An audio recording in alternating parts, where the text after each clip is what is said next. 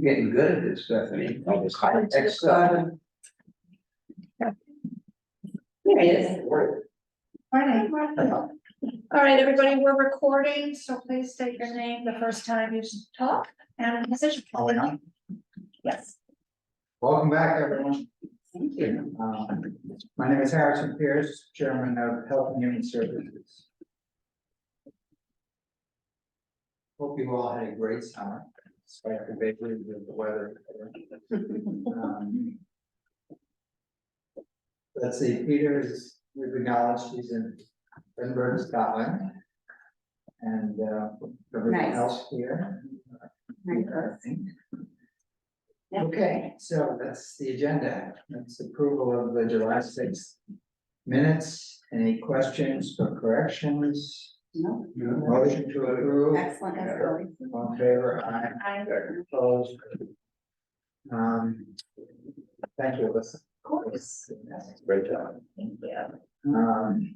Reports, Health Department, Jen Austin, Director. of the Health Department. And I'm Director of Health. Get you in.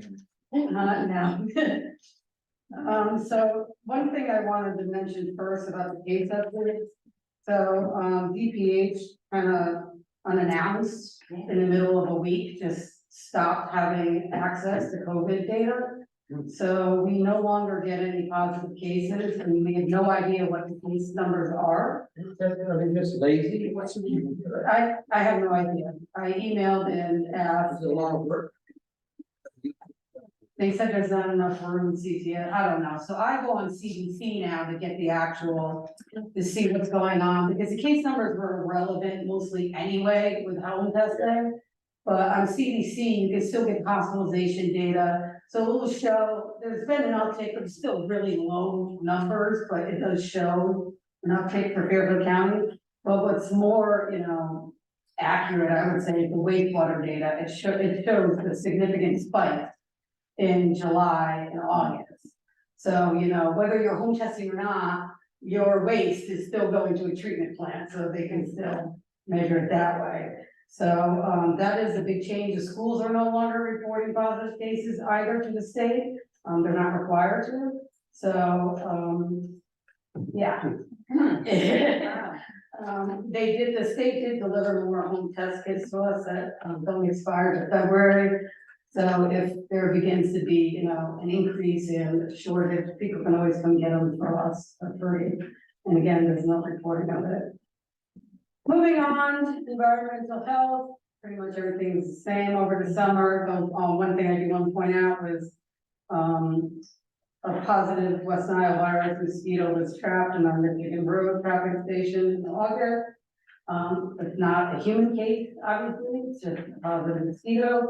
Happens every summer, but it's beginning as the weeks go on, obviously uptick more and more. The more this humidity, it's just a breeding ground. There's only been one EEE positive mosquito, and that's up in Thompson in the northeast corner of the state. So that's been quiet. That grant, we just started a new 5-year cycle, so we're in the 5th year of the 5-year contract. So next year, we've already done all our deliverables. Next year, we'll have a new set of deliverables from the CDC and DPH as part of the Public Health Emergency Preparedness Grant. And my part-time PEP coordinator, Nick Chossum, works with me to attend all the meetings, update all the plans, and do all the requirements with our tabletop exercises, full-scale exercises, and reporting.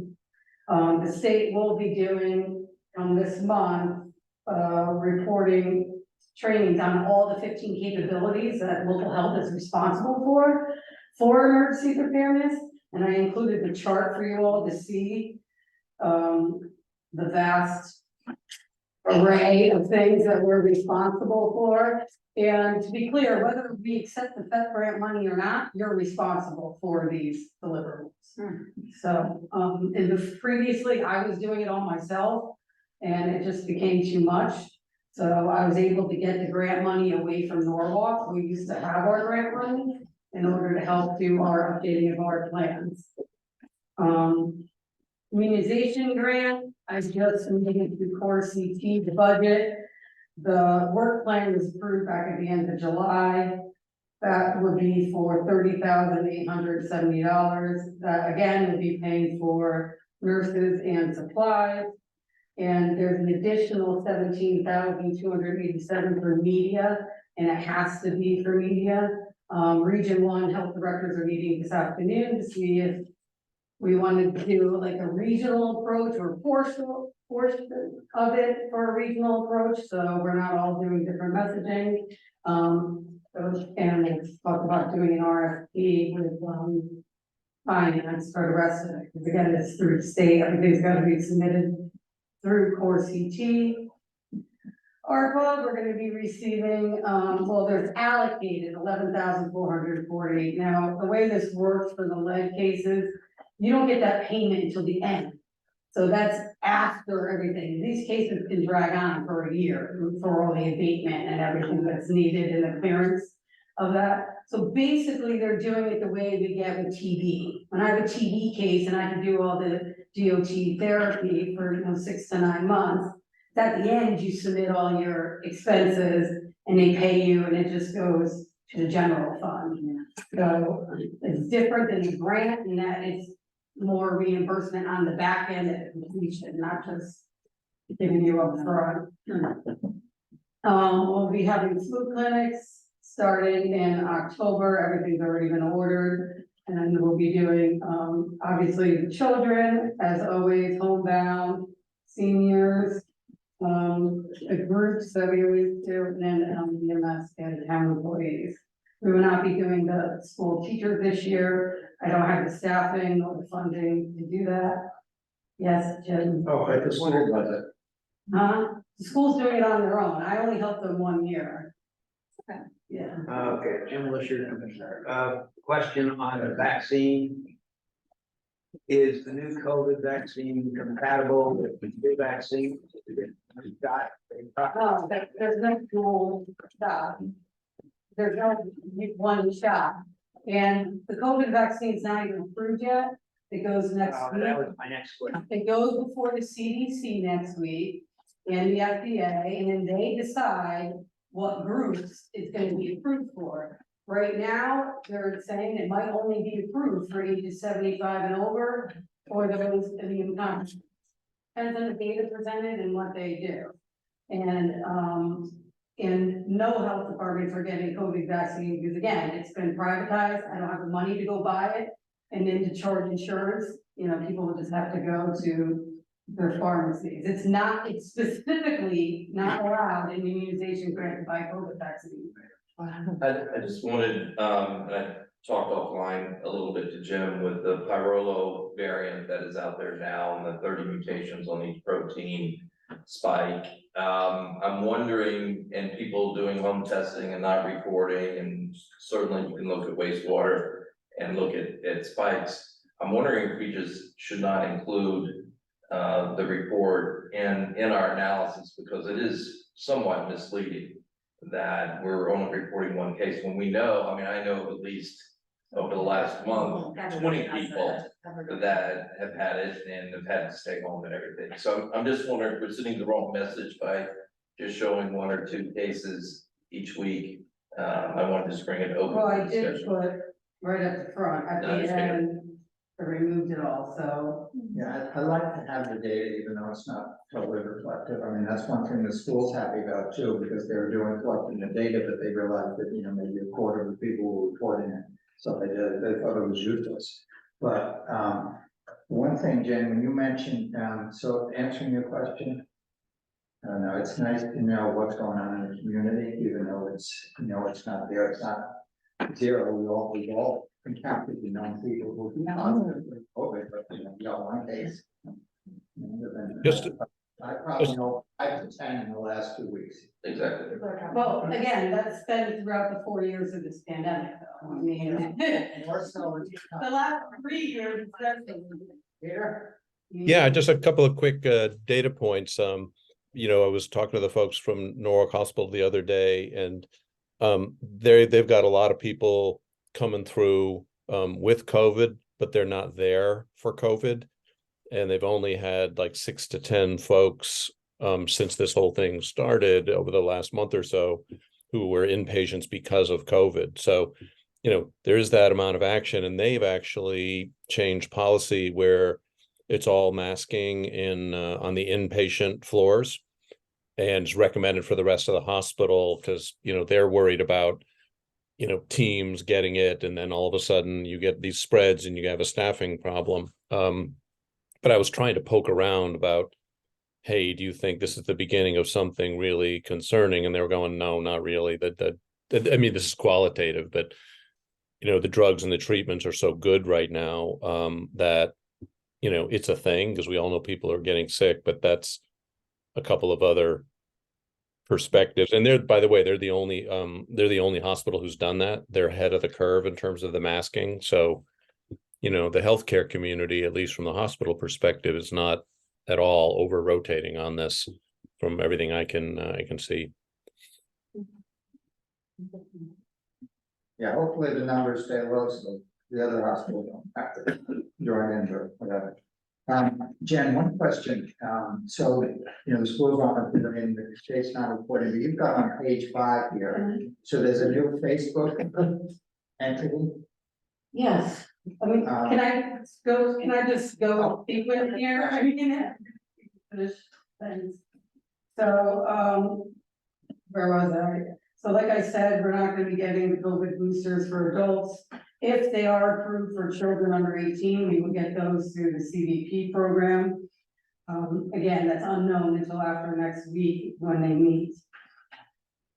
We had another TikTok, this time at the library, in the evening in August with Dr. Raskowski. We had 18 people, which the library says for August is actually really good because nobody's been around. So yes, Harrison, I started a new Facebook page because, things that like air quality, heat index, tick safety, the mosquitoes, I just put a thing on spotted lanternfly, all these things I can't get through the channels of our media group. So like every other department, police, fire, EMS, I just, you know, decided to at least have a platform that we can share those things with, and we will be putting all our trainings and stuff, like we give the ticks, was listed on there. So that's separate, I just think you're getting none of this information from the state, What do you mean? that you're on the Facebook, is it the state that's doing this, or you? It's my page, but I take topics like when it's, you know, hot out, you go at OSHA's website or CDC, you post, you know, information, air quality. You know, the town wasn't putting anything out on any of that. Yeah. So- They call it everything else. Well, yeah, I have to pull from. You do anything, so you have to be a member. You can't of just make it up? Facebook to access this. Huh? You have to be a member of Facebook to access this. Well, yeah, But a lot of. it's just another channel. I don't have any other channel right now. Because it has to go through the communications group here, that has to approve anything that's posted on the website. And I can't use Everbridge for every little thing. The public's not gonna want blast emails about a spotted lanternfly. You know, that's used for, you know, emergency. So I just, you know, I didn't know it's gonna be controversial. It's just another way to educate the public. Yeah, it's the issue that the communications are limited to sort of fairly serious urgent matters. There's just, Some of these- there's a group in town hall that decide what the public, you know, hears or not, and if they don't think it's a topic that's relevant, it doesn't make it to where it needs to go. So, and like, again, that's why police, fire marshal, everybody has Facebook pages, so they can, public works, so you can do real-time updates to rec department on what's going on, where it's not. So unfortunately, as a resident, yes, you're gonna have to sign up to every single one of them. Sounds like an opportunity to communicate better. Well, again, There you I go. have to work with what I'm trying to communicate more. Directly, we have to use channels. No, that's great. It's good you're doing that, though. Any QPR training, we had one, the library is really booked this fall, and so is This is Barbara, what's QPR training? question, persuade, refer for suicide prevention. Okay, sorry, So it's part of the That was public nice to act know. that we've been, discussing. right, So the library and Lapham are both pretty full with their full programming. So the library was able to do 2 sessions for us on November 14th, one from 11 to 1 and one from 5 to 7. We're gonna try to see which one works better, if the one midday or the one after work, which one we get more people. The library has a much broader base. So I like using the library space because it's open to more people. And then we're working on to get into January, because I'd like to do at least one a month. So we've already requested that with the library for January, February, March of next year. The drought has pretty much ended at they reached a trigger warning where we had to go back to mandatory 2-week meetings. So that's been no longer, because now the reservoirs are full from July raining, incessantly. So that's good news, they see no issue coming up whatsoever in the fall. The health department is gonna be doing new programming in the fall, at Lapham. For diabetes blood sugar screening, there's gonna be 2, the normal glucose finger prick, and then we also have an A1C rapid 10-minute test, so they can get either one, and it will be free for New Canaan residents. And then they'll get a copy of the results, we get a copy for data analysis purposes, but they'll have data to give to their doctors, because most people only go to the doctor once a year, so at least they'll be able to, and they can go as many times as they want. If they wanna go every week to it, they can go every week. It's part of the regional Know Your Members campaign, so most health departments are doing this, there's only 1 or 2 that are not. And then they also do blood pressure screenings at the other clinics. I'm not doing that because they'll be duplicating Bethany's part of things. So we're just gonna stick to the diabetes numbers. And then we're also doing Ellen and Shannon again, Q&A followed by brain games with the seniors. So every week there's gonna be a different health topic. Next week it starts next Friday. So it will be, next week is all about hydration, and then every week's a different topic. So, and that was at the request of Lapham. Does that stress you? No, because Shannon and Ellen love being, with the seniors anyway, and it's just an hour on a Friday. Friday, because it's a short day anyway, I mean, they'll be going right up to the end of the day on a Friday. So, we're also doing a skin cancer screening. It's free screenings to residents, Dr. Elda Mole, and that will be on October 23rd. It's in the morning. We're still trying to see if we can get the room that we need at Lapham to do this, because obviously there has to be privacy, and it's gonna be set up with appointments and everything. But if we can't, then we'll see if we can use Irwin.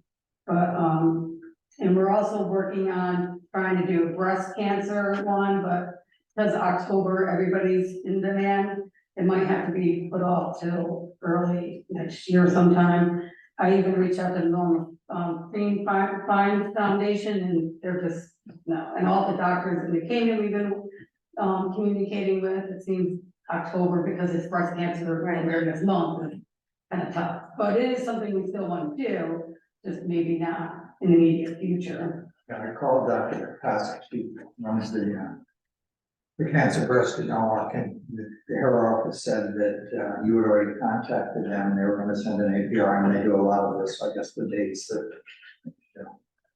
Yeah. Slow burn.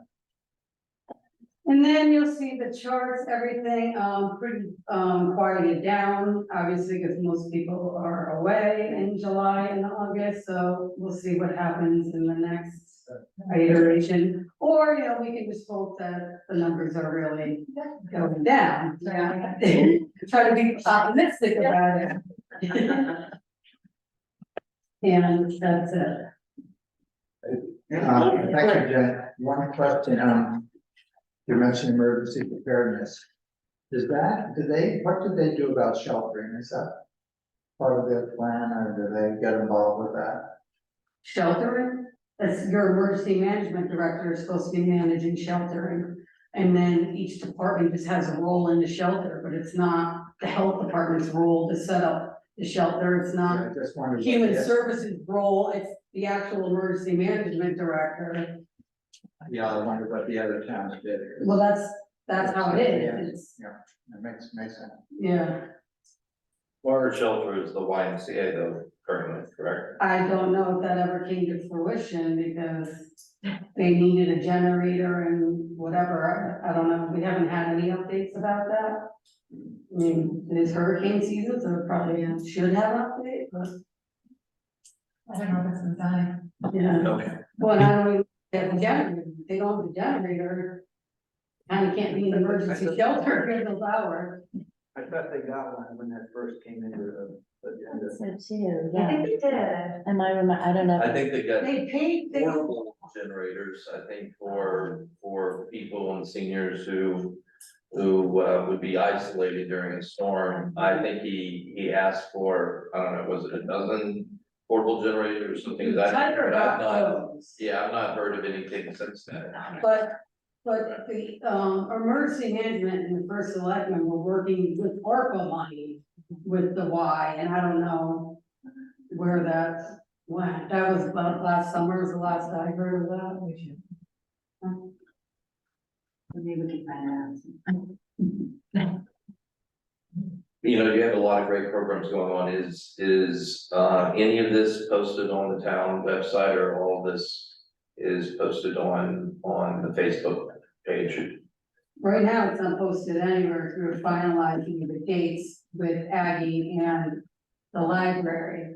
And then Aggie will be sending, the ones that are specific to Lapland will be sent out through Aggie's Lapland Lapland distribution. Youth Distribution Center. And then the one at the library, we will post on Facebook and on the website, and the library will also send out through their much larger. I mean, they have a great, huge. Oh, yeah, they have more, I think they have more than we do. Yeah, sure. So that's a great, just a great publicity vehicle. Right, because like the QPR is not limited to just New Canaan residents, it's limited in number of people we can have.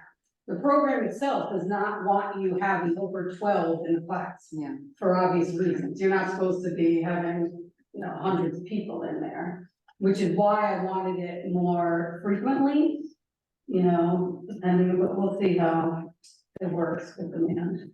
And last question I had, is there any grants that we should be going after? I know we have a full-time grant writer now. Is there any, between the two of you, is there any projects that they're working on for you? Well, all my grants that I'm getting are guaranteed through, a formula. Right, So like immunization, that one starts like tomorrow.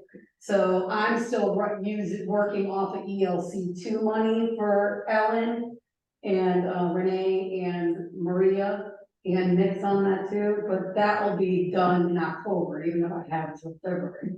So now the immunization grant will kick in with all them. And finance has all my spreadsheets of all this, because it's becoming a full-time job just to keep track of the grants. But come November, I'll also be getting a workforce development grant. But that one runs to 2026. So after the immunization grant runs out next June, the workforce development grant will kick in. And so I'll get another budget year of not having to ask for a position in the budget. Because it's pretty evident I need a public health nurse going forward. Times have changed, that's the way it is. But right now, I'm able to keep paying for it through the grants, but there hasn't been any competitive grants that have opened up. If they were, I would give them to Greg. I know Greg did just get one for Lapland that I provided him and Aggie some stats on. about, COVID and seniors, I don't know in particular, what's that, to get the data. But, no, I keep my eyes open, anything I see, I do forward to Greg, he's been great. But are we getting anything with the grant work? Yeah, he just got, the Board of Selectmen, they just had a number of grants that other departments have gotten. It's like, again, so mine are not competitive. I mean, it's just a hop in the neck to do everything you need to do, especially going through the state comptroller's database now, and they don't tell you how to use it, it's just, here, learn the system and figure it out, and enter the budget. It's like, okay, this is fun. Then once they approve it, it's like, okay, you have 24 hours to put this in, it's like, wait, you sat on this for 8 weeks, and now I have 24 hours to get it done. Jen, just, I'm not sure we have time today, but, the Data Haven report that you sent around is really powerful. I mean, Yeah. data in there I've never seen before, and I think everybody should really give it a close read, and I think it'd be an interesting discussion to have. Maybe bring someone in from Data Haven, because there's stuff in here I've never seen about New Canaan before. 34% of residents are housing cost burden, 14% severely burdened, 528 below poverty level. I mean, it's really powerful stuff, and it's a great, and I think an important document. And Jen, don't know if you had a hand in getting such specific stuff about New Canaan, but Yeah. Do you remember it's from the census. It's from the census report, so it's real stuff. But Peter, if you remember last year when we got it, and it was New Canaan wasn't called out, it was grouped in this, Puma group.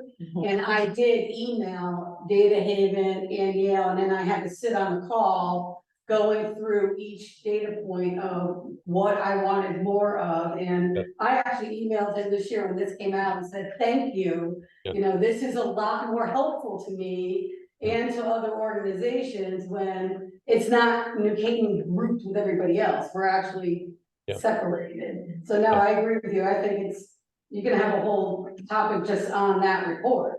It's pretty eye-opening on some of the stats. Yeah. Very much so. So great work, Jen, for pushing on that. It's a real resource for us. Thank you.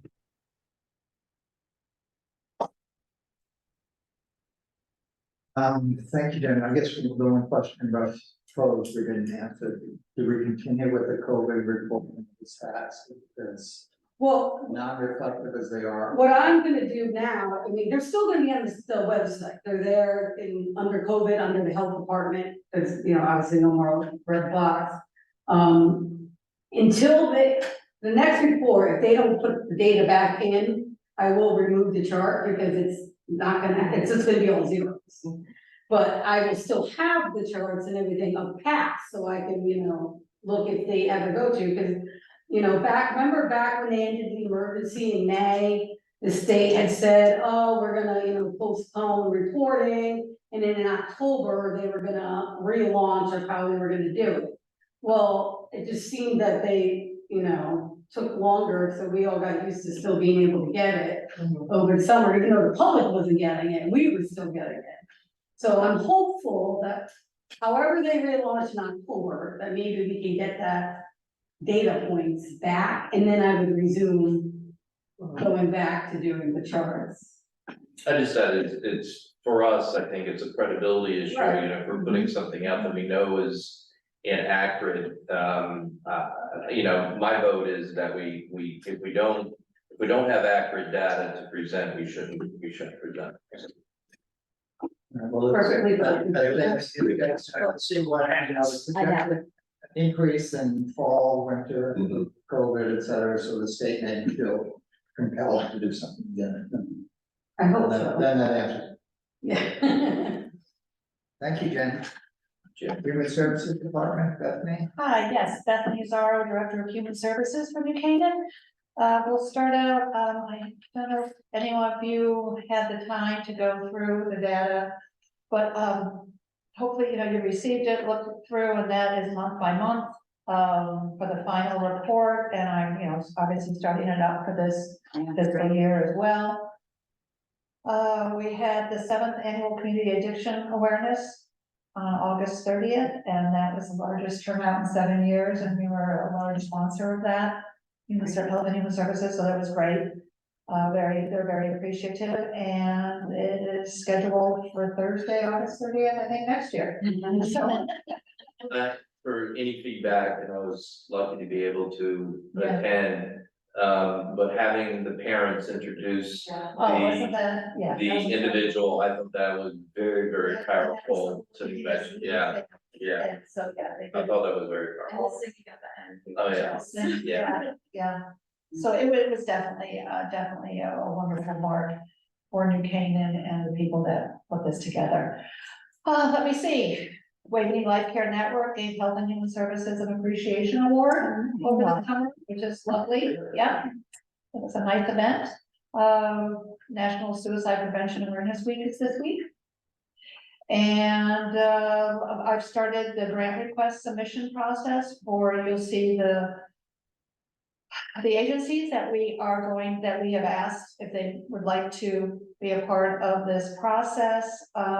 There are, Sorry. there are more this year than any year. That's not to say that, we have to honor them. There are some that we will obviously continue to grant. Yeah, I was asking because WW is definitely new, right? Right. Which is great.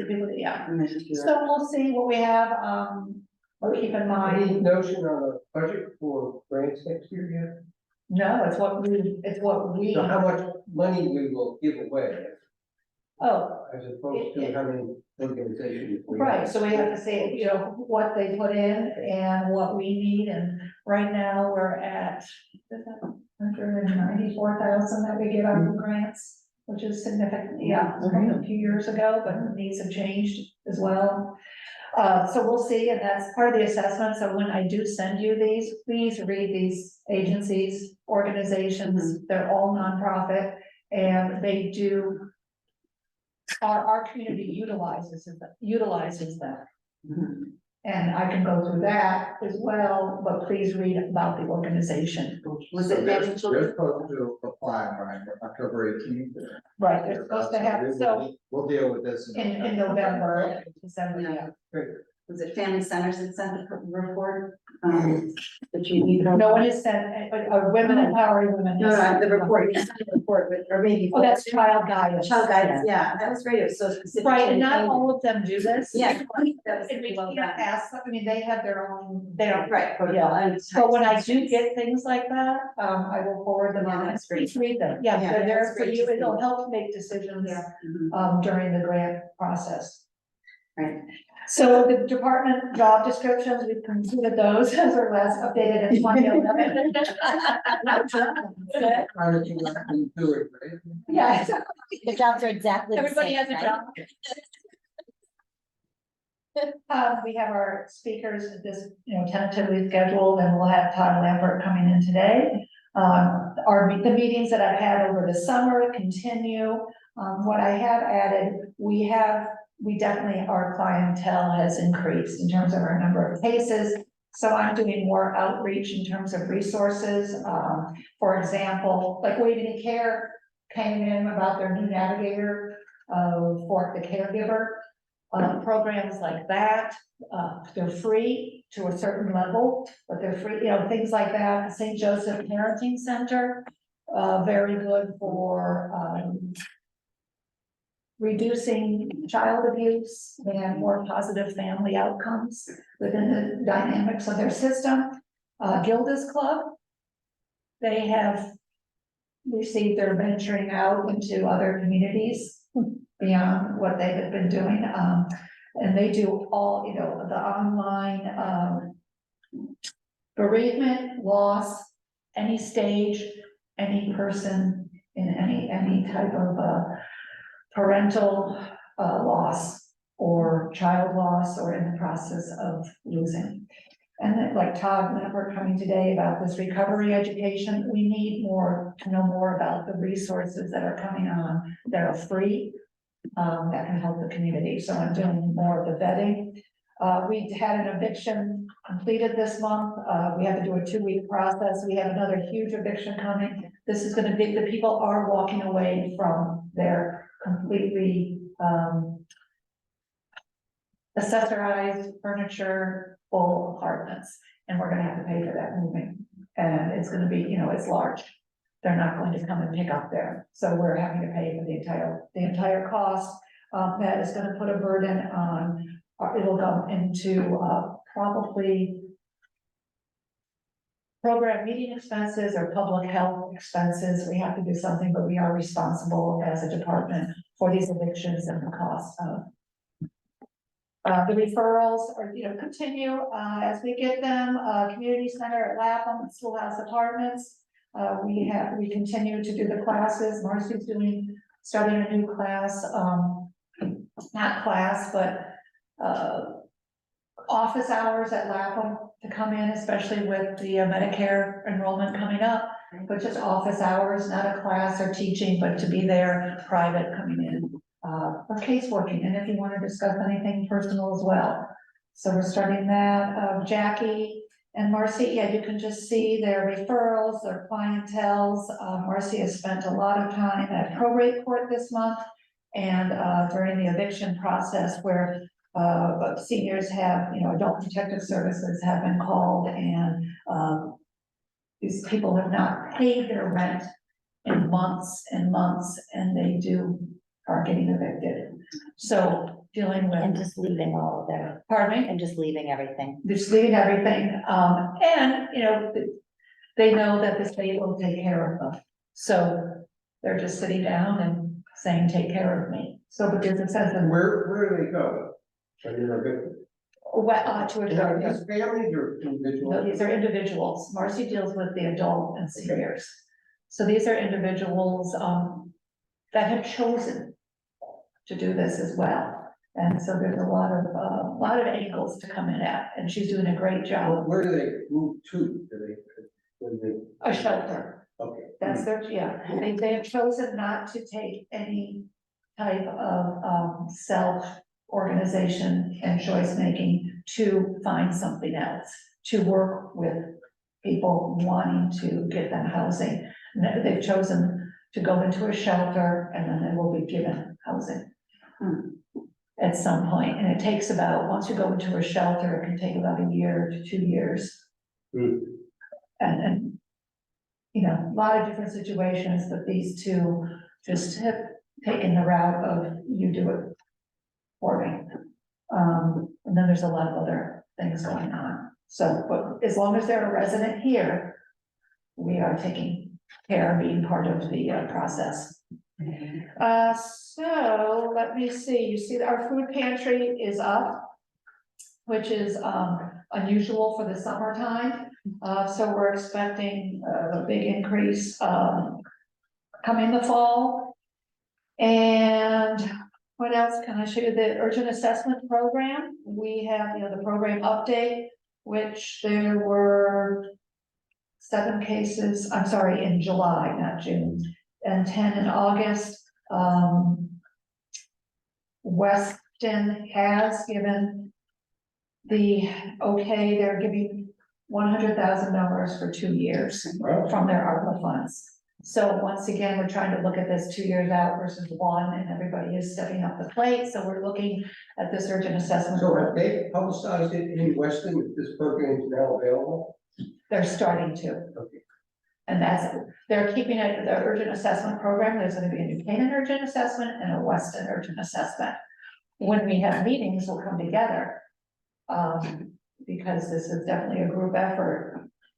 At the same time, the marketing will be done separately for each town, but then Silver Hill will do their own marketing as well. Do you think that the hospital community benefit fund will be able to cover what's remaining to be raised? So, as Andrew Gerber said, that they are covering the administrative Right. costs, Silver Hill, and so Great. I don't know if that means they're covering those costs. I think they're waiting to see what the New Canaan Community Foundation comes in So at as there's well. another venue for. Yeah, there's another venue, but they definitely, have their skin in the game and are true to it, and definitely the administrative costs, and I'm confident that everybody wants this to keep working. Oh, absolutely. So there will be tweaks here and there. And $400,000 that the community foundation announced, I guess, a week or two ago, that was for mental health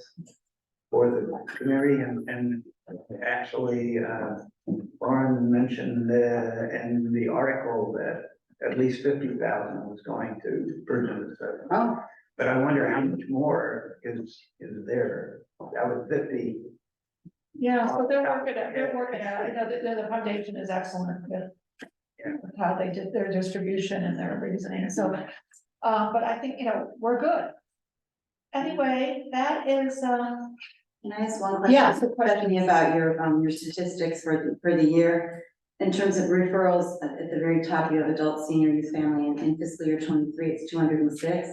But in 22, it was 60. I'm just wondering, am I reading that right? In 11 and 21, maybe I'm reading it wrong. yeah, no, so the referrals have gone up as we've. That seems really significant. Yeah, it's a bit, and we are, the opportunities are greater and we are becoming more of a Resource. go-to. Yeah, for the- that's what strikes The me. resource of resources, Yeah, no, that strikes me. I'll say on the Canadian miles, which I don't access, it, and I don't know how that's doing these days, but is that something where people can find out? What? I got my name on it. Did you get referrals? It's done. Yeah, that group is fantastic. They do a lot with connecting people and helping people a lot. I think the group's always been very helpful to Great. our causes. All right, so we have, I don't know what to do, Todd Lampert is outside right now, waiting to come in. I know he's about. Let's run through this quickly, whole business. Before suicide awareness week, this is suicide prevention week, there's lots of suicide awareness, mental health awareness out there. We spoke about Darien, what they were doing, in terms of parades, sports events, trying to increase public awareness of it. I did speak to Jay and Athletic Director McKinnon High. They take a more low-key approach, but they're very involved with it in terms of, they have captains for all the sports, they meet every couple of weeks. They go through the signals of any behavioral abnormalities, any concerns, et cetera. So that's what they're doing on the high school level, as opposed to going out of that. So, and they did not want to really go public with these things. The executive stress, managing your success addiction. So our goal, our idea was to do something for the middle-aged clientele, so to speak. We deal with seniors, we deal with youth, et cetera, and what's going on, someone suicide related, et cetera. I did ask all of you to email me with your thoughts. No, I failed that. No, that's okay.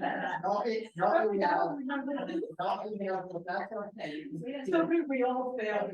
Really complicated by the fact that I spoke to Dr. Gerber about this. Or he's making this.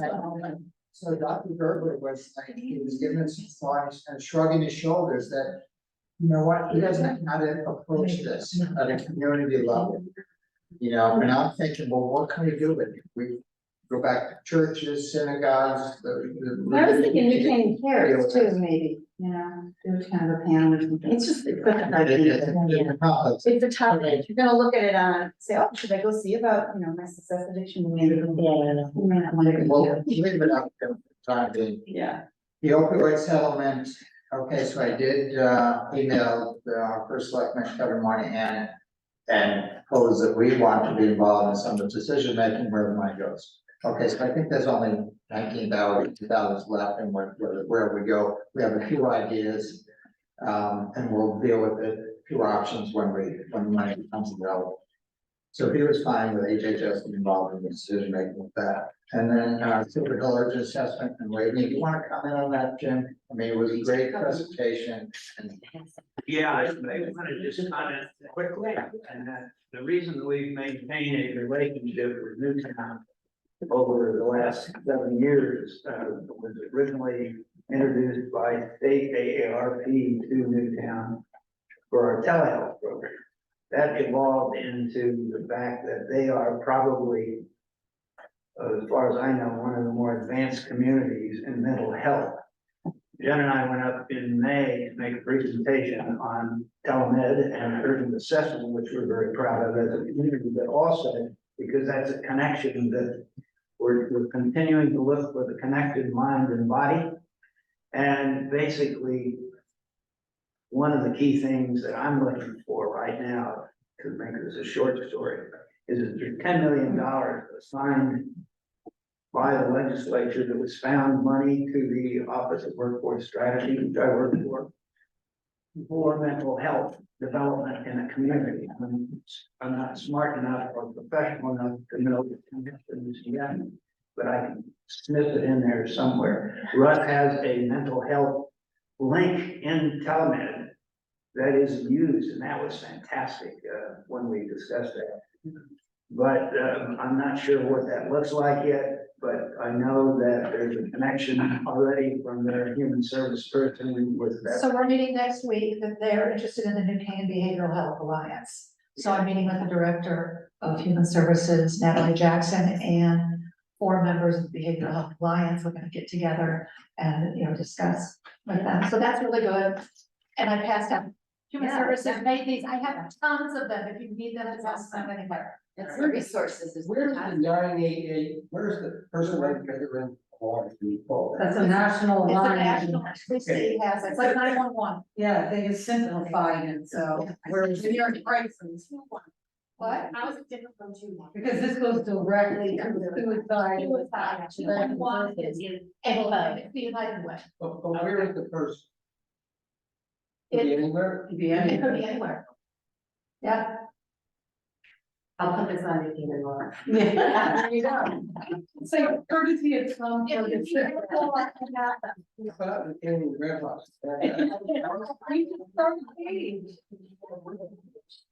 I think the Cynthia Hill, presentation is very impressive, and, I mean, they have a prototype there, mentioned Dr. Gerber, where he could write this up and how to move this going forward, and Newtown was very interested in it, and all the communities could have an urgent assessment and profit by it, especially with all the mental health and other issues going on, so. One final thought on the Newtown thing is the first selectman came, there were 15 people that came down. The first selectman, The a senator. senator and a legislator.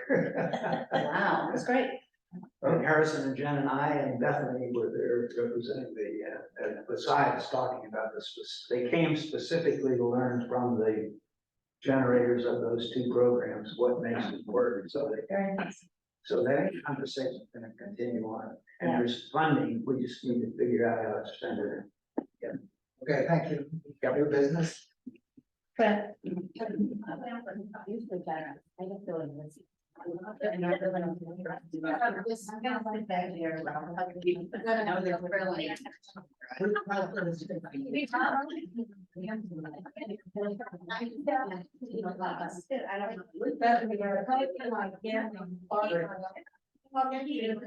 okay. Don't worry. We're gonna try, we're gonna share the screen. I have it up here, ready to share it here. What's the best way to share from here? To get on Zoom. Not on Zoom, just to share on this. Oh, to share. I can't do that, right? Okay, so this is what, Or you can just go right onto can you do the this? website here. Yeah, this is what I have. Okay, that's. Need to shoot this, yeah. Can we do this? This would be, this is what I've set up. Okay, that's. Hey, This is being done from here, or hey, well done. This is being. Seriously. So I want to see We're you. very high. Definitely wanted to, yeah. Yeah. Let's keep going. Now, look at you. I think it's gonna work.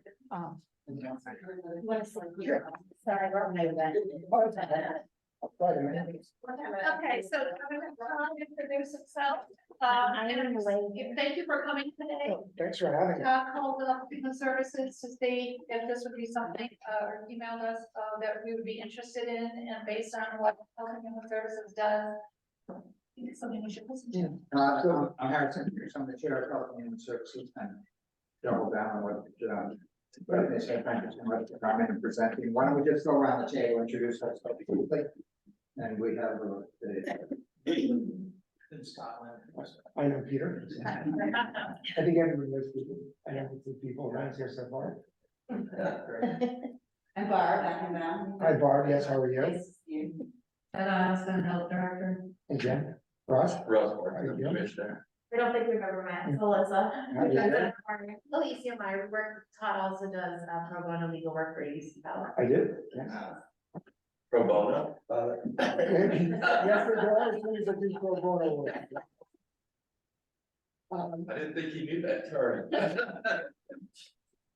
Very, very hard. So for those of you who don't know me, my name's Todd Brampton, I'm an attorney in town, also helped start Banco years back and, ended up getting involved in a company called Recovery Education and Applied Learning, which is what we have up here.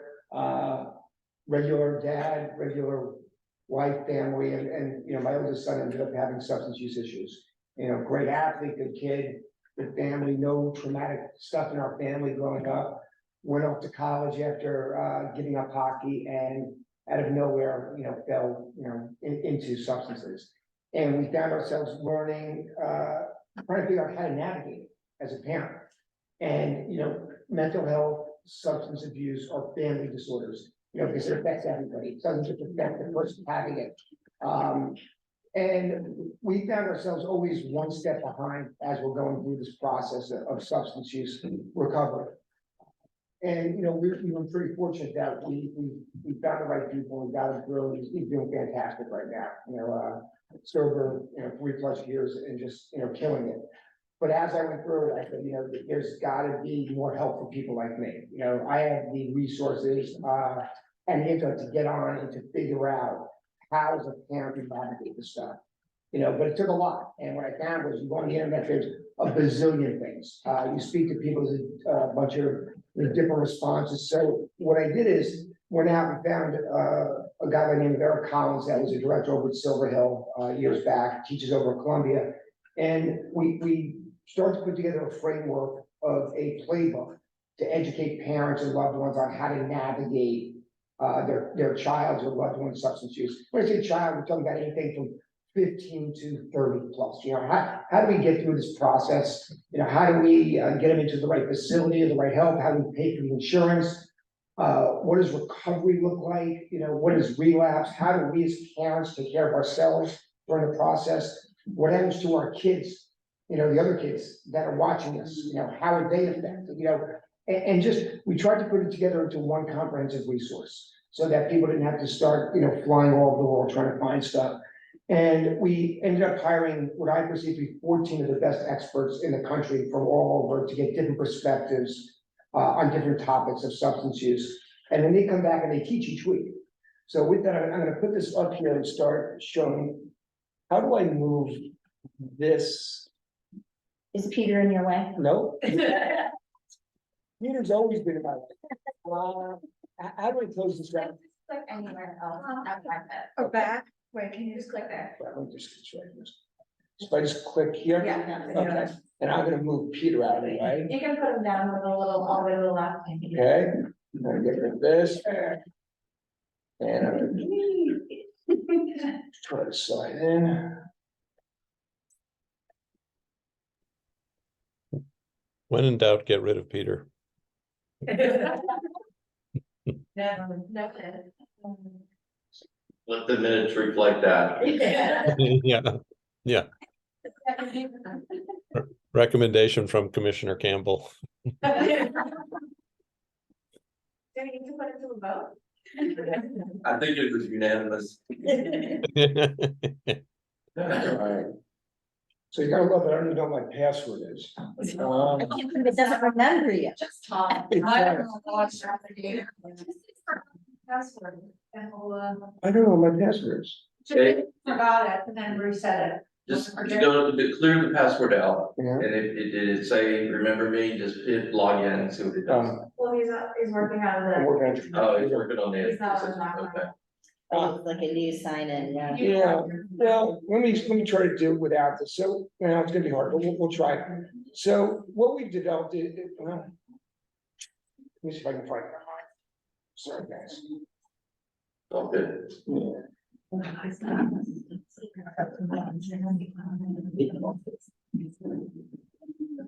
Yeah. And then part of that. No, is it an app on your phone as well, or is? It is. Okay. Sorry about this, guys. Didn't really think of my code. See if I can try. Move on in there. Yeah. Do you want to do forgot your password and then just reset it to something? Yeah, that's what I'm gonna do right now.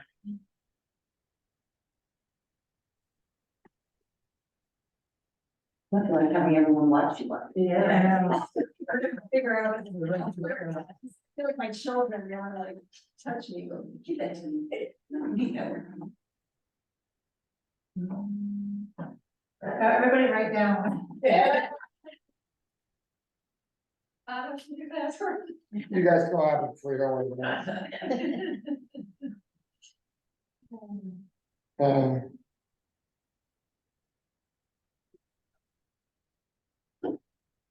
Part of the parent support group is going to be password assistance. Yeah. Good one.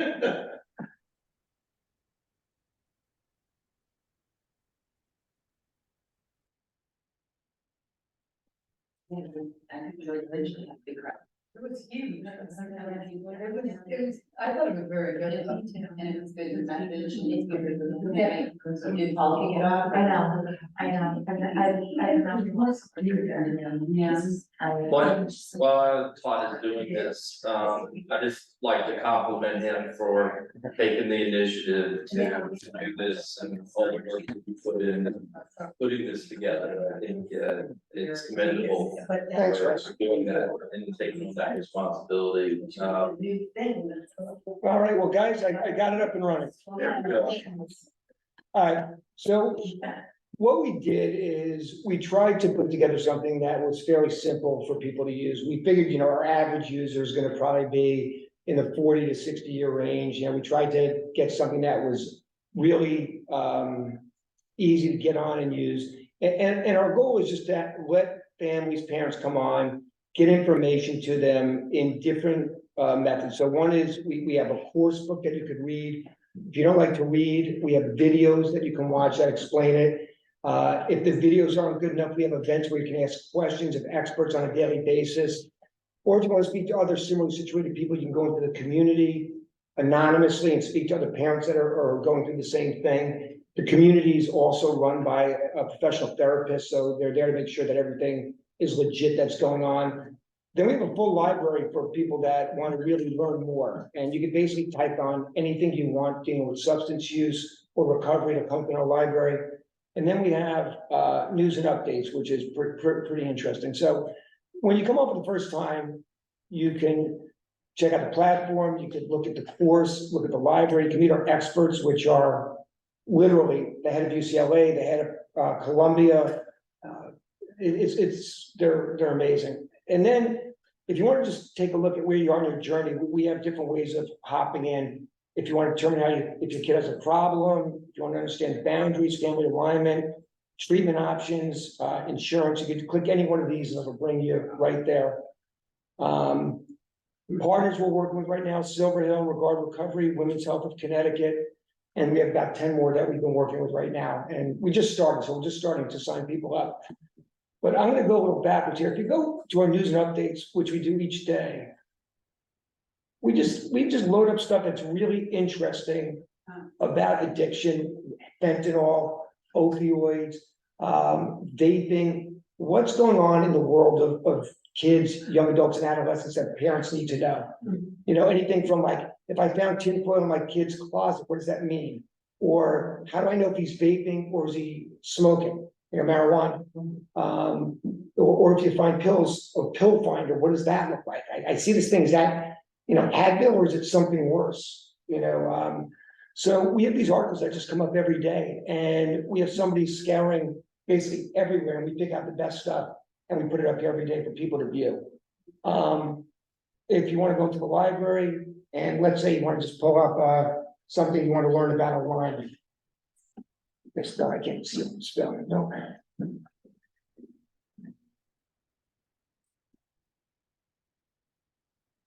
You're there. Okay. Let me get back.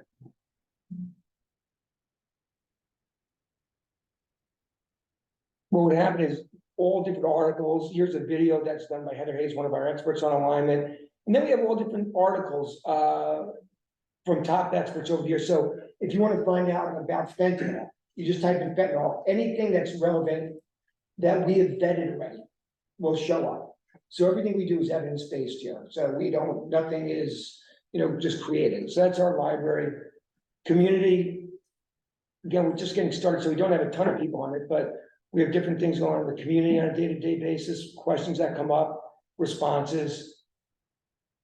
And then events, which is my favorite thing, is every day we have 2 to 3 hours of live events with different experts. So today, Audrey Freshman is going to talk about how do you heal as a family. So if one of your children has substance use, how does the rest of the family get through it? And she described, in detail how some of the kids become, appeasers, how other ones will withdraw, and how do you help those kids? Or husbands and wives that have different philosophies on what their kids are doing. So she talks about healing. And what happens is for an hour, she'll talk for about 15 or 20 minutes, and then she opens it up for any question that any member wants. Later today, we have a local guy, Matt Madison, helps us. Matt is fantastic if you don't know him. So he deals with legal issues. My kid just got arrested. How do we handle that? Do we just try to get him off, or maybe they should pay the crime a little bit? Maybe that's how they learn. And then at 6 o'clock today, we have Lori Dew. She used to be a correspondent, news anchor on NBC, MSNBC, and Fox. She has been 15 years sober, talks about the dangers of vaping, nicotine, and cannabis. Tomorrow, we have Dr. Collins, who works at Columbia, talks about alignment and boundaries. And we just do this all week. So we do about 15 minutes, and then you get to ask questions. So if you're a member, even if it's not on topic, you basically are getting a doctor $500 an hour that you can ask anything you want to. Whether it's finding the right facility, whether it's, outpatient or inpatient care, you get to do these things. And then we do something that's really cool. We have this guy, Gabriel Crush, who's about 27 now, he's been sober for 7 years. He works as a therapist now. He gives a kid's perspective to parents, what the kids are thinking as they're going through it. So we have a whole bunch of videos of a kid's perspective on addiction and what their parents are doing wrong. And why their parents aren't meshing with them, because, parents like myself think we can just fix it. If you stop doing drugs, I'll buy you a car. I said that to my kid at one point in time. He goes, "You have no idea what I'm going through," right? So we have a kid's perspective, and we rotate all of our experts around. We get different ones, and then the crux of what we do is our course. And if you go into our course, it's broken down into 7 parts: prevention, understanding this, impact, treatment, how you pay for it, what it looks like when your child gets sober, and what next steps are. Self-compassion, how do families just take care of themselves during the process instead of obsessing about things, spend an hour a day, maybe running, walking in the park, playing sports, stuff like that. And we talk about helping that, and then just looking into the future. And if you go into our course, it's set up into these modules. And I'll go to the end first, and we'll come back. Right off the bat, we talk about opioid overdose, naloxone overdose, legal issues, helping with self-awareness on yourselves. Then if you go to the top, we start at the beginning, like at prevention, setting expectations, talking to your child.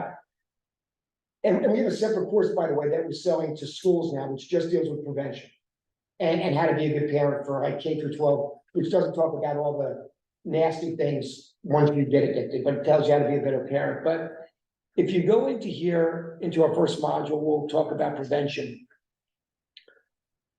This one was written by Dr. Timothy Fong, and the first thing you can do is you can go into our workbook. And each one of our 18 modules was written by a different expert just for this course, brand new material, right? So if you go into Dr. Fong's thing, we talk about conversations, how to ask questions, what do parents do if they don't agree, And then we do role playing for parents, so that they understand the best way to actually deal with their kids, and we give advice on how to talk about prevention, when to talk about prevention, experiential opportunities, like if you see somebody drinking too much in a restaurant and making a fool of themselves, you could say to your 6-year-old, you know, that's what happens if you have too much drinking, or somebody's smoking and you see them coughing. You know, these are experiential learning type things. So in our course book, we talk about all that on different topics. And then if you don't really like to read, we have different videos. And in this module, we have a pro tip video for setting expectations, how to talk to your child. And then we have a child perspective video, which is an interview with 5 kids that have been through substance use that are now sober, giving their perspective on prevention and what parents can do differently. I'll just show you real quick what it looks. And then we have a knowledge check to make sure that you're learning properly, because none of us learn properly. So if you go into a pro tip video, see here.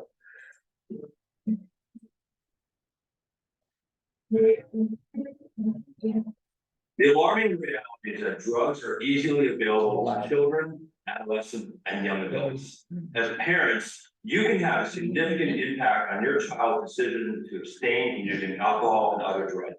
Early, frequent, and thoughtful discussions with your children are key to setting the stage for prevention of substance abuse. In this video, we'll talk about how to communicate constructively about substance use with your family. It all starts with alignment between you and your parenting partner on rules and expectations of your children on this topic. Before sharing those expectations with the entire family, you should ask yourself a series of. So this is just an example. So for each one of these things, we have 2 or 3 videos. This is Dr. Bond, he's the head of UCLA substance abuse psychiatric care. And each one of our doctors is of that level. They've either been authored and written books, or they're the head of a department. And for each different module, we'll have different videos and different learning. And like, so if you go to module 2, this one is, does my child have a substance use issue? And this one was written by, what was it written by? Dr. Eric Collins from Columbia, and he used to be over at Silver Hill. So what we try to do is give a parent an entire playbook of what substance use looks like. And if they really need help, they don't have to wait 2 weeks to get on with the doctor. You can hop on 3 hours a day, they're available for you every day. And even if your issue or question is not on point, they can help you. You know, so it's immediate access to top doctors in the country every day. There's a community with a therapist around full time. There's a full course book, there's videos, library. So that's what we're doing. And Andrew Gerber, who we're partnering with right now, said, you know, you got to get this into the hands of these towns so that when people come in and they need help, it's a really good place to be. You know, and it's 24/7. So if you have a question on an opioid overdose, you go into the section, it's going to tell you what to do. It's going to tell you how to treat it, where to go, stuff like that. So. This is obviously a major undertaking, a lot of work is done. Who all involved, and you must have people working full time. We do, we have, about your organization. So when I started, it was, me and Dr. Eric Collins and a guy that I met going through, substance use with my kid, David Page, who doesn't do as much with us anymore. And then Dr. Collins and I started developing this, so we hired, a whole video team to do all these videos, professional video team. And they develop these videos, and we continue to develop more videos. And we have people that run, you know, the sessions every day that are all in substance use recovery, you know. And then Dr. Collins helped me get all these other experts. You know, he's a leader in the industry, and we just started hiring experts. And now we have about 10 full-time people.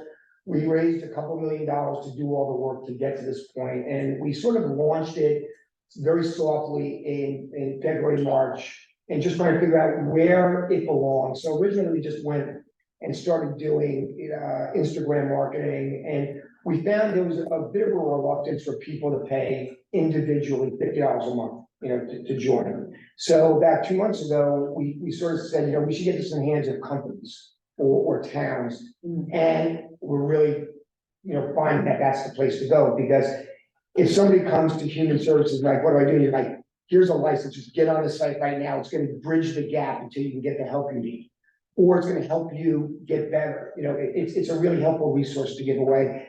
And that's why Silver Hill right now, if you go to Silver Hill and you sign in there and your child goes there, you get it for free.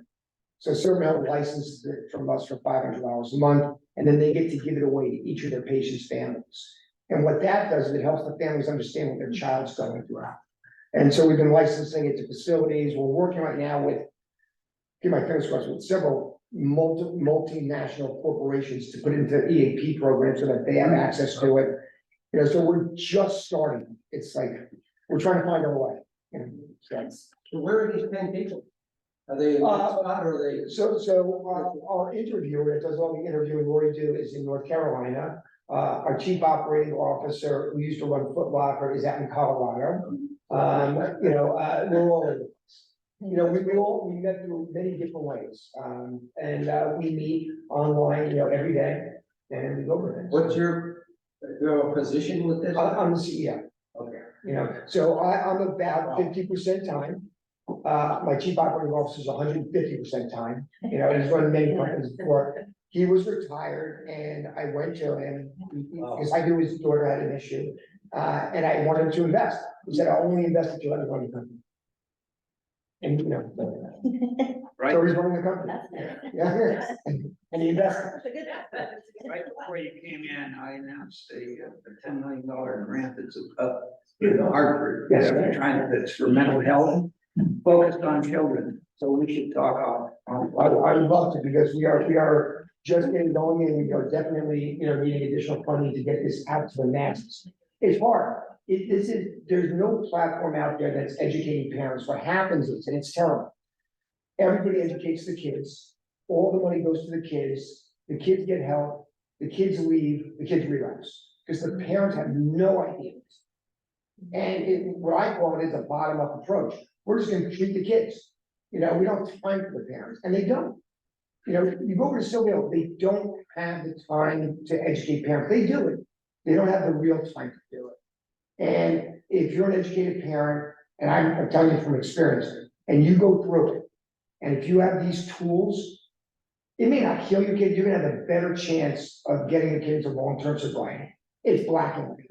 You just know what to do, you know what to look for, you know the warning signs, you know not to enable them, you know you have to be aligned, how to hold boundaries, you understand their co-occurring disorders, how that impacts them, not to be codependent with your kids, terrible behavior, it's real hard. Todd, is there a way that we as the town, New Canaan, that, and especially Health and Human Services, if we could give maybe the first month free, you know, for people that come to and ask for help, ask for assistance, that we're able to go, okay, here's a password, it lasts for a month. Yeah. And it'll get you into the system, and then they can make the decision whether to pay for it themselves. I'm just trying to find an easy entry way, if there's any way that we can. Vision that, yeah, that was. There's a couple of different things, you know, the best way for me is to license it to the town, charge the town, we'll say $500 a month, and then they can give it away to anybody that comes in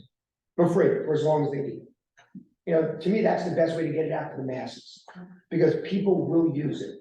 You know, right now we charge $50 a month, which is, you know, it becomes expensive for people on an individual basis, but, you know, now you pay $500 a month, $6,000, you know, dollars a year to get started, and then see what that looks like, and I think it's gonna look amazing. You know, then you can give it to anybody that comes in, and I don't really care how long they're on it, you know, we'll give you a license number, they'll type it in, and they get access to it. Should this be linked into the urgent assessment program in some way? That's what Andrew wants, somehow, yeah. Yeah. Yeah, except I'm not sure Andrew's willing to share that with me. Yeah, I think he likes to keep his business separate. from it. Yeah, this is, Okay. for $6,000, we could make. Yeah, so what we're doing it for the first years, we just want to get it out, and we're hoping everybody's gonna say, we have to have it, and then start, you know, right now to me, all we're trying to do is get it out to as many people as possible, get feedback, make it better. And then, you know, start charging probably what's, you know, but that's for next year. Right now, I'm just trying to get it open. Have you reached out to the state health department at all? Because they have a whole section in the state health department for opioids, and they just updated OD map, which is another thing that health directors have to monitor. I haven't done that yet, but I've been a guest speaker on SAMHSA. And we're trying to get on SAMHSA as a trusted resource. It's gonna take about a year, but SAMHSA keeps inviting me back to speak to as many people that are listening, because they think this is it. you know, for parents. So, in fact, I was on yesterday for an hour doing a webinar with SAMHSA on the benefits of educating parents. Because a lot of towns receive opioid settlement, and in a lot of municipalities, that money just went directly to health I departments. would love to talk to all you about this. Again, Yeah. we're really, I'm an attorney, you know, this is all new. We're really just getting rolling on it. So any What is- ideas that you have? if Todd's group wants to submit a grant to, application to the commission, what is the process? What is the date for this year? October 16th, I will, Yeah. are you interested, can it be viewed as a grant? It could be viewed as a grant, and I'll reciprocate by giving you the free license, you know, if the grant comes in, yeah. Right, let me email you, I just sent out an email last week Yeah. to approve, if the commission agrees. Have you abandoned the foundation, the King Foundation? I used to work there, yeah. Well, I just meant, Todd, you could get, But in we- October, you could file a One of the, grant. one of the things is, you know, I think it'll be upfront of that, we're not a not-for-profit, Yeah. so they can't give me money yet. Yeah, so- can we give a grant to a for-profit company? Well, that's the thing, that's what we have to look into. There would have to be a purchase of a But- service. Yeah. Which I also And would which is be, why I said, five, you know, again, just a different pot, right? typically the amount that we're charging for other organizations is significantly more than this, but for me to get into the town of New Canaan is. Yeah, I can talk to you about that in terms of like what our parameters are to see how it can fall into that. Alright. Appropriate, yeah. And the EAP is a great way to go It too. is, it's just gonna take time, you know, we're learning. You know, it's a learning process for us right now, but I feel confident we're gonna get there. Once you have this all set up, then it doesn't really make much difference in terms of financially, so even though you do Silver Hill and $500, Yeah. you know, and they can cover all their patients, and you visit the town, so they've got, say, you know, 1,000 patients. Yeah. And New Canaan has 20,000 Yes. Residents. citizens. Doesn't make a difference, they can still support itself by $500 for the town, We can. Yeah. because the work has been done. Well, you know, there's a lot of work to onboard things, you know, so we have a whole staff that works on the onboarding process. You know, and as we get bigger, we have to add things to it, but that's an internal cost, doesn't affect what we do.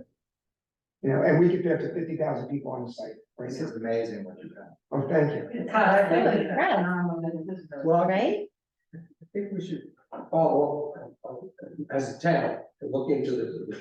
Yeah, I'm talking to the town of Weston this afternoon, thanks to Russ gave me contact there, so, again, guys, you know, for me, I love what I'm doing with this more than anything I've done in my life, I think the value of this to get into the hands of people, parents, if they'll use it, you know, and it's unlimited. You know, there were so many nights where I wish I could just call up somebody and ask a question, and it was, okay, I have availability 2.5 weeks at 3:00. And then you get into the therapist and they're like, It's the truth. I understand. Yeah, there you go. Yeah. What do you anticipate, or have you looked at how many months someone would use this? Is Yeah, there- you know, probably on and off for years, because generally what happens is somebody goes through this, a child and adolescent, they'll probably relapse at least once, sometimes twice. The brunt of it will be the first 90 days to get you through this process Yeah. of getting your child the proper care, and then it may tail off, but then it'll be like, God, it'll just keep going. I'm 3 years into my son's sobriety, I still am in groups, I still have questions every day. I know the answer, but I'm not objecting, I have to go. Well, I have a personal friend he has 6 children, and one of his children, and it has affected differently his other 5 Oh, children. my God. And it is still affecting them, and I've been trying to, get him and his kids to find, because they just try to meet together, and as you mentioned before, each child does it separately. One is an enabler to the person, the other one goes, okay, I've cut him out of my life completely, and they deal with it differently, and it happens. So my daughter had cut my son out, but just didn't even acknowledge he was around. Yeah. Now they're like best friends. My youngest son just didn't believe it was happening. And now he's president of VASA over at Brunswick with VASA's Athletes Against Substance Abuse. Yeah.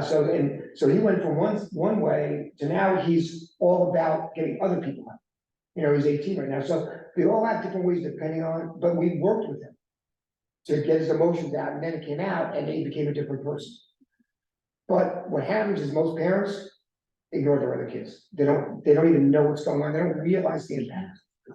Well, you're so scared for the one that's struggling. So just in there, that one family that I know intimately, I mean, this is 5 years, 6 years, and they're still trying to deal with that dynamic. So to me, this is a life cycle that you get into that you need to continue. Oh, it's forever.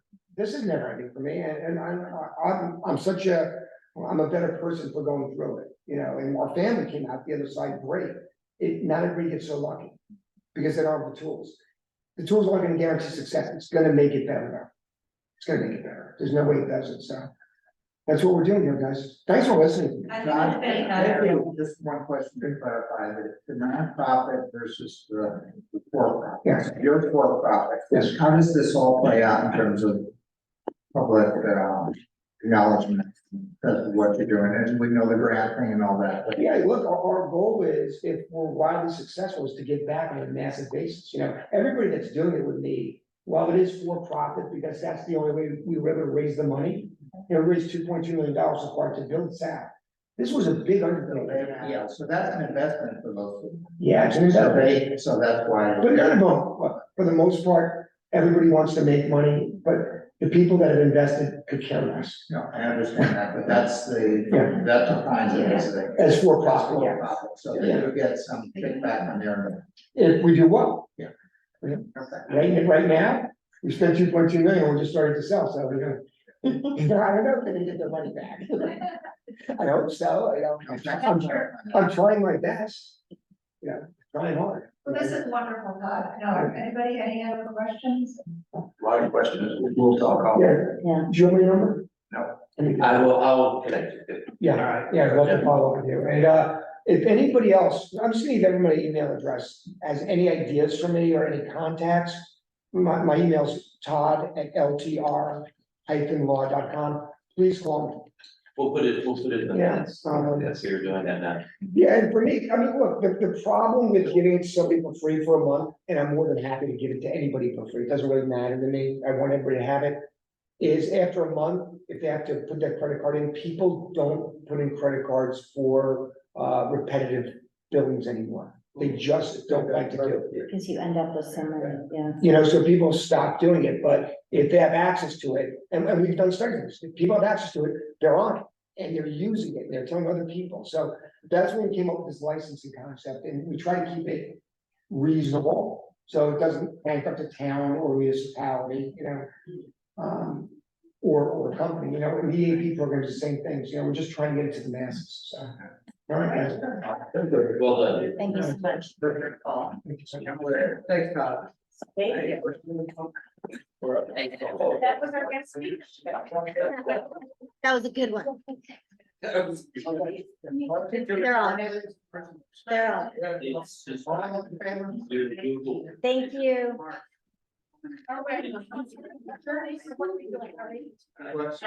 Yeah, we just voted on it.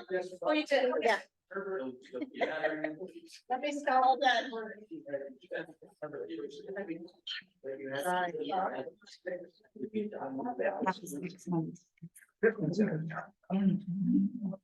right, we're stopping the recording.